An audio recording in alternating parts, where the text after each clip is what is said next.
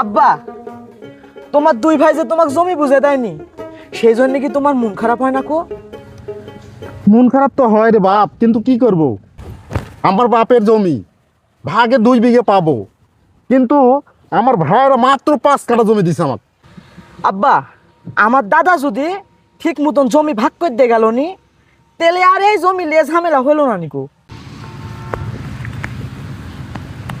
বাপটা মরে যায় তো সর্বনাশ করে গেল। হ আব্বা, ঠিকই বলিছো। আচ্ছা বাপ, কাজ কর, উপরে আল্লাহ আছে। কিরে বড় ভাই, বলা নাই কোয়া নাই, জোর করে আল বানতেছো মানে? তুই 1 লাখ আমি লেসে জমি মাপলু, আর তুই এখন আবার আইল বানছিস, তুই পাসু কি? আইল তোলা বন্ধ কর। কাম বন্ধ কর, তোরে বাপ বেটা ঠ্যাং ঠুং বাইরে ভাঙে ফেলা দেবো।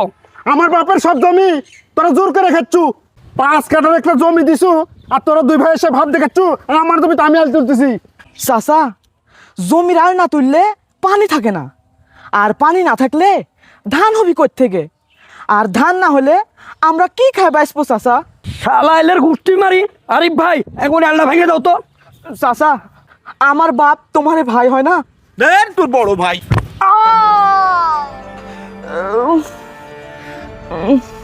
তোর বাবা রে, তোরা আমার পেটাক মেরে ফেলা দিল। এখনো যা বলতেছিস না, রক্তের বন্যা করে দেবো কিন্তু।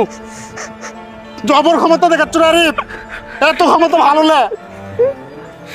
আমার দল ক্ষমতা আছে, আমার যা খুশি তাই করবো।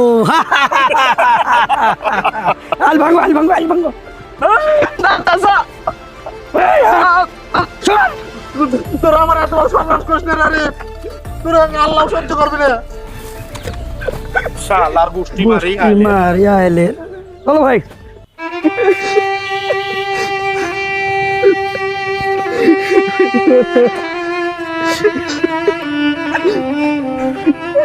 চলো বাপ, ওরা আল্লাহ সহ্য করবি না। হ্যাঁ, ওরে দুজনকে আল্লাহ সহ্য করবি না।